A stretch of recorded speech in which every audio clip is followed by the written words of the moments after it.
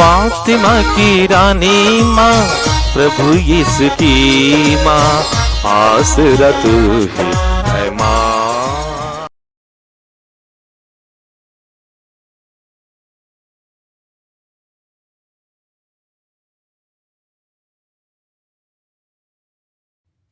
पहला पाठ नबी मलाकी का ग्रंथ, अध्याय 3, पद संख्याएं 1 से 4, 23 से 24 तक।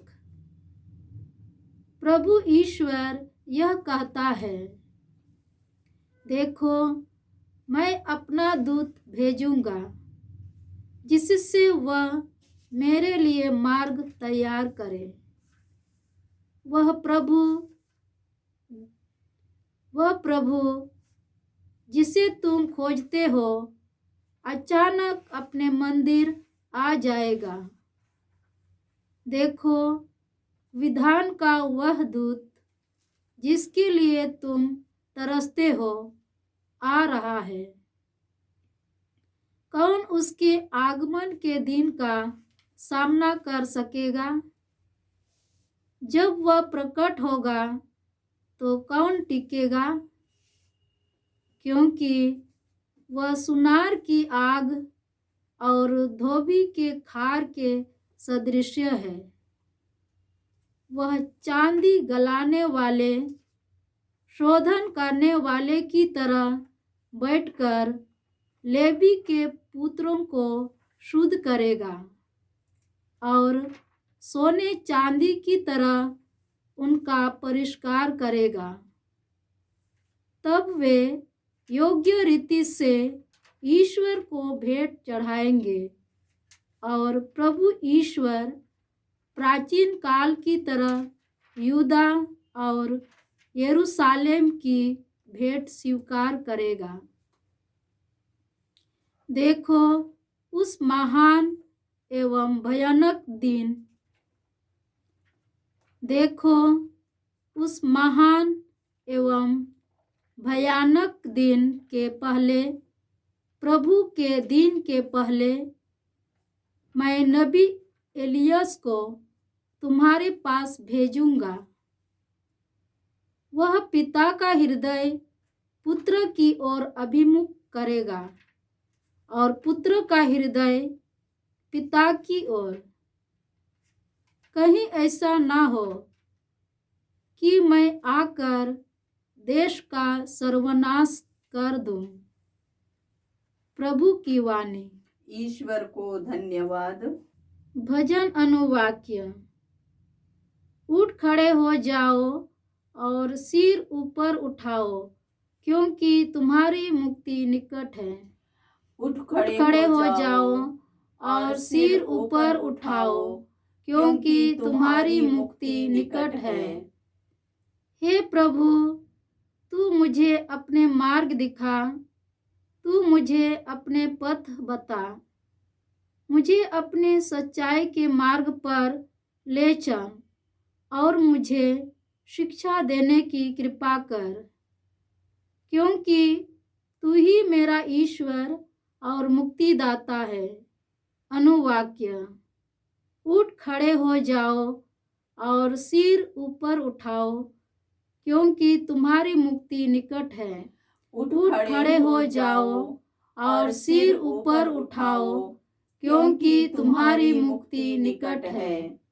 प्रभु भला और न्याय है, वह पापियों को मार्ग पर चलाता है। वह दीनों को सन्मार्ग पर ले चलता और पथ दलितों को अपना मार्ग बताता है। अनुवाक्य। उठ खड़े हो जाओ और सिर ऊपर उठाओ, क्योंकि तुम्हारी मुक्ति निकट है। उठ खड़े हो जाओ और सिर ऊपर उठाओ, क्योंकि तुम्हारी मुक्ति निकट है। प्रभु के विधान और नियमों पर चलने वाले जानते हैं कि उसकी मार्ग प्रेम और सच्चाई है। प्रभु पर श्रद्धा रखने वाले उसके कृपा पात्र है और उसके विधान का रहस्य जानते हैं। अनुवाक्य: उठ खड़े हो जाओ और सिर ऊपर उठाओ, क्योंकि तुम्हारी मुक्ति निकट है। उठ खड़े हो जाओ और सिर ऊपर उठाओ, क्योंकि तुम्हारी मुक्ति निकट है। जय घोष, हालेलुया। तू सभी राजाओं का राजा और कलीसिया का कोने का पत्थर है। तूने धरती की मिट्टी से मनुष्य को बनाया, आकर उसे बचाने की कृपा कर। हालेलुया। प्रभु आप लोगों के साथ हो और आपकी आत्मा के संत साथ। लूकस के अनुसार पवित्र सुसमाचार। हे प्रभु तेरी महिमा हो। अध्याय 1 पद संख्याएं 57 से 66 तक। एलिजाबेथ के प्रसव का समय पूरा हो गया और उसने एक पुत्र को जन्म दिया। उसके पड़ोसियों और संबंधियों ने सुना कि प्रभु ने उस पर इतनी बड़ी दया की है और उन्होंने उसके साथ आनंद मनाया। 8वें दिन वे बच्चे का खतना करने आए। वे उसका नाम उसके पिता के नाम पर जकरियस रखना चाहते थे, परंतु उसकी माँ ने कहा, जी नहीं, उसका नाम यूहन्ना रखा जाएगा। उन्होंने उससे कहा, तुम्हारे कुटुंब में यह नाम तो किसी का भी नहीं है। तब उन्होंने उसके पिता से इशारे से पूछा कि वह उसका नाम क्या रखना चाहता है। उसने पाटी मंगाकर लिखा, उसका नाम यूहन्ना है।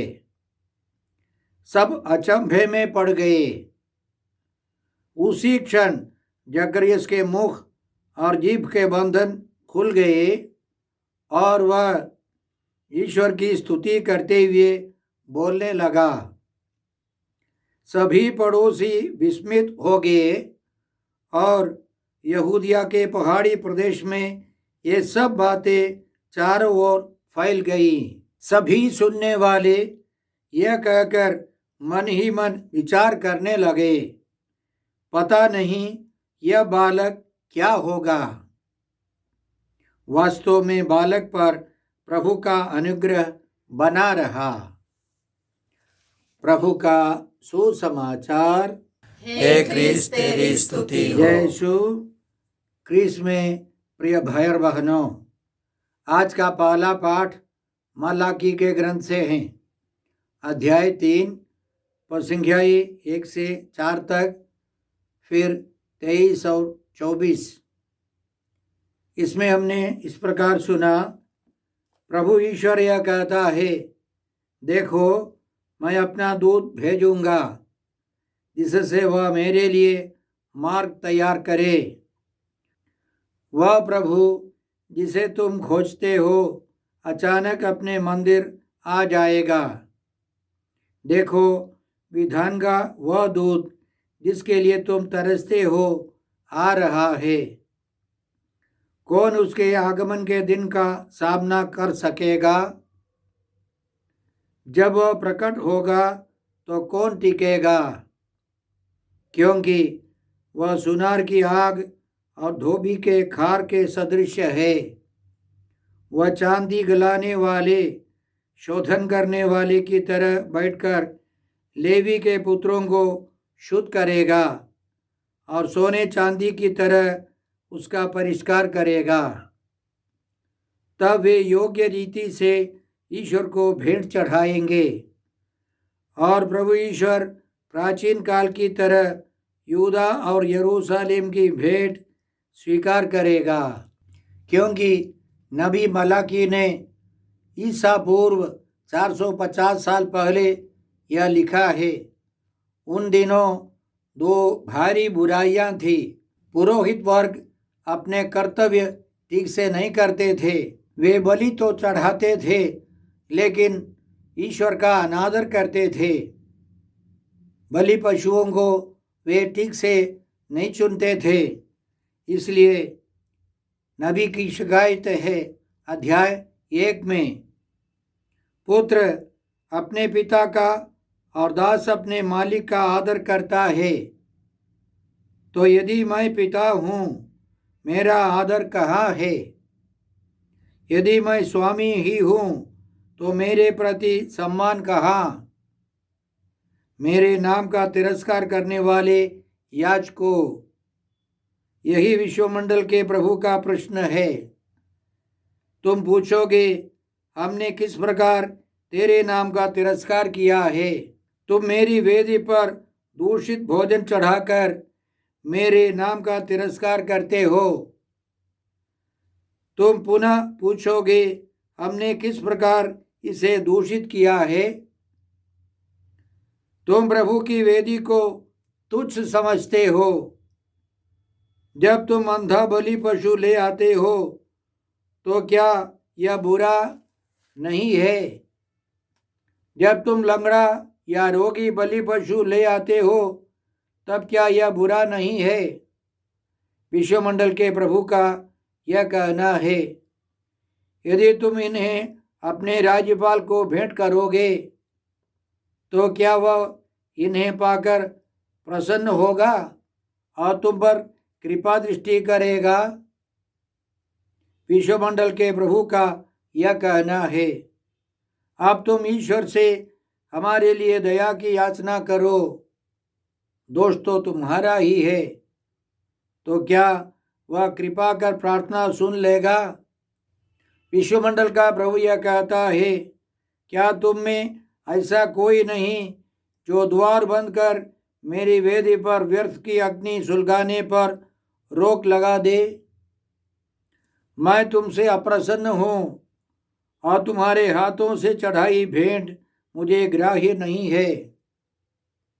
अंतिम में ईश्वर का कहना है, धिक्कार उस धूर्त को जो अपने रेवड़ में नर पशु को पालकर चढ़ाने की मन्नत मानता है, किंतु उसके स्थान पर दूषित पशु को चढ़ाता है। विश्वमंडल का प्रभु यह कहता है, मैं महान राजा हूँ। राष्ट्रों में लोग मेरे नाम से डरते हैं, लेकिन ईश्वर के याजक नहीं डरते। नबी मलाकी के जमाने में दूसरा कुकर्म था, लोगों के बीच में विवाहित जीवन में बुराइयां। यहूदी लोग, इस्राएली लोग अन्य धर्म के लोगों से शादी करते थे और तलाक आम बात थी। ऐसी परिस्थिति में इस धार्मिक शिथिलता के प्रसंग में नबी एक भावी महान जननायक के उदय की भविष्यवाणी करते हैं। साथ साथ उस जननायक, उस मुक्तिदाता की अगुवाई के लिए एक दूत आएगा। इसलिए आज के पहले पाठ के अंतिम में हमने यह सुना, देखो उस महान एवं भयानक दिन के पहले, प्रभु के दिन के पहले मैं नबी एलियस को तुम्हारे पास भेजूंगा। वह पिता का हृदय पुत्र की ओर अभिमुख करेगा और पुत्र का हृदय पिता की ओर। कहीं ऐसा ना हो कि मैं आकर देश का सर्वनाश कर दूं। एक महान मुक्तिदाता आने वाला है। याद रखे, बाबुल निर्वासन के बाद इस्राएली लोग लौट आए। उसके बाद नबी मलाकी के बाद करीब 400 साल कोई नबी नहीं था, कोई भविष्यवाणी नहीं थी, लेकिन लोग एक नबी की प्रतीक्षा में थे और एक महान मुक्तिदाता की प्रतीक्षा में थे, क्योंकि कई ग्रंथों में, जैसे दानियल के ग्रंथ में, एक महान मुक्तिदाता की भविष्यवाणी है। इसलिए आज हम लोग समझते हैं वह दूत संत यूहन्ना बपतिस्ता है और उसके बाद आने वाले मुक्तिदाता प्रभु यीशु मसीह है। इसलिए जब हम लोग इस प्रकार सुनते हैं, देखो विधान का वह दूत जिसके लिए तुम तरसते हो आ रहा है, वह चांदी गलाने वाले, शोधन करने वाले की तरह बैठकर लेवी के पुत्रों को शुद्ध करेगा और सोने चांदी की तरह उनका परिष्कार करेगा। याद रखे, संत योहन के शिष्य अंद्रेयस, योहन, सीमोन पेतरुस सब यीशु के शिष्य बने। प्रभु यीशु ने उन्हें प्रशिक्षण दिया और यीशु ने उन्हें पुरोहितों के रूप में नियुक्त किया है। वे कलीसिया के महापुरोहित बने और पूजन पद्धति में समूल परिवर्तन वे लोग ला सके, क्योंकि प्रभु यीशु आने तक यरूशलेम मंदिर में महापुरोहित जानवरों की बलि चढ़ाते थे। प्रभु यीशु ने स्वयं अपने को एक ही बार हमेशा के लिए अपने को अर्पित किया। याद रखें, यरूशलेम मंदिर 70 ईस्वी में तोड़ दिया गया, वह बर्बाद हो गया। उसके बाद यहूदी बलि नहीं है, जानवरों की बलि वहाँ नहीं है, अब उसकी ज़रूरत नहीं है।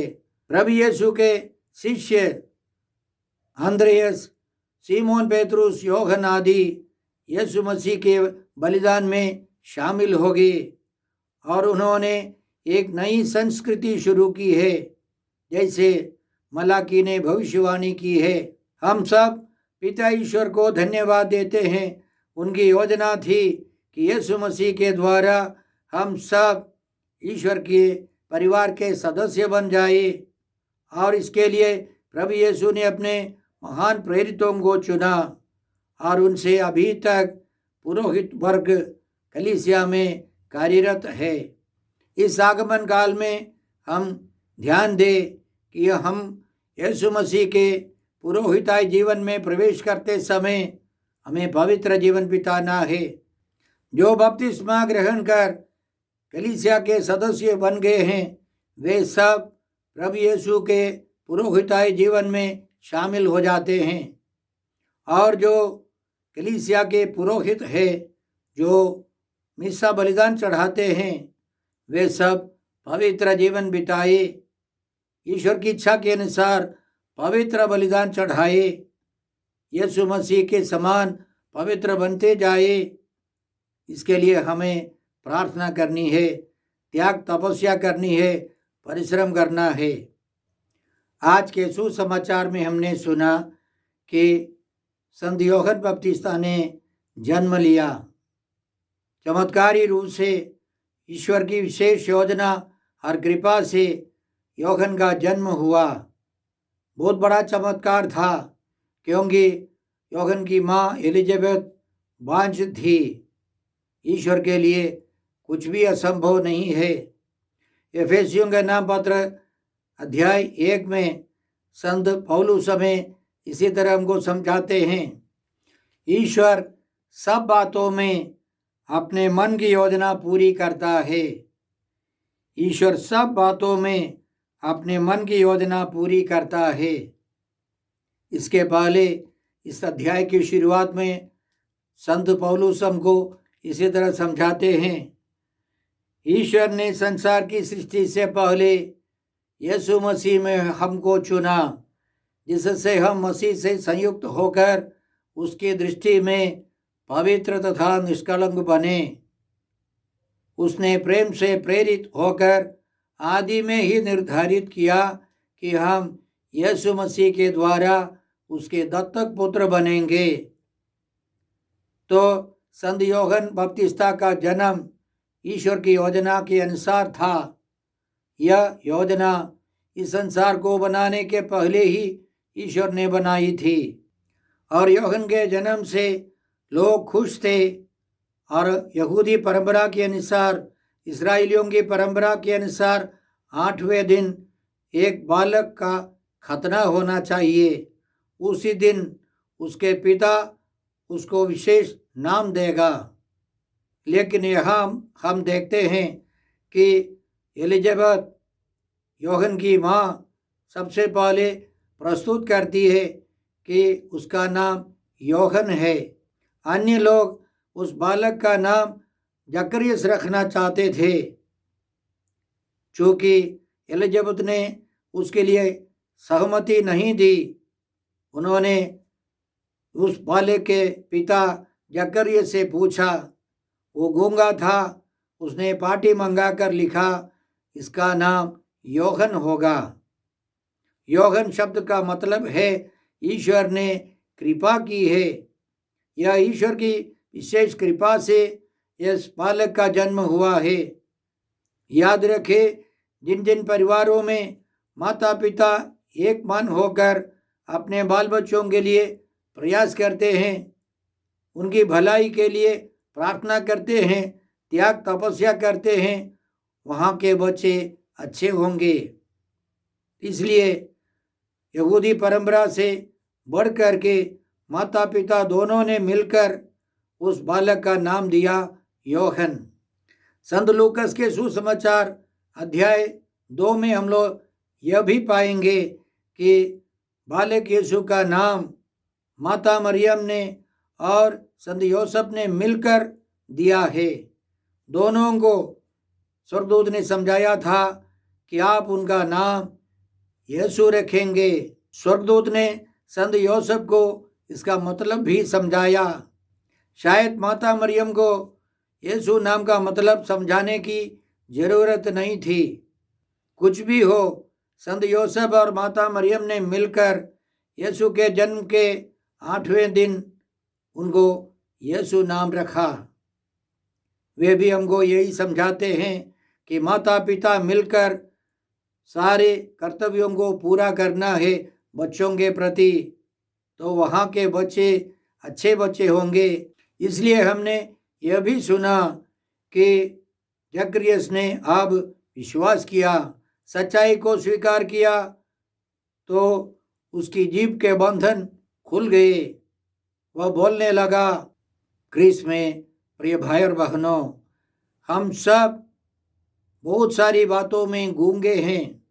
अन्याय अत्याचार के सामने या अपनी कमजोरियों को स्वीकार करने के लिए हम चुप रह जाते हैं, हम डरते हैं।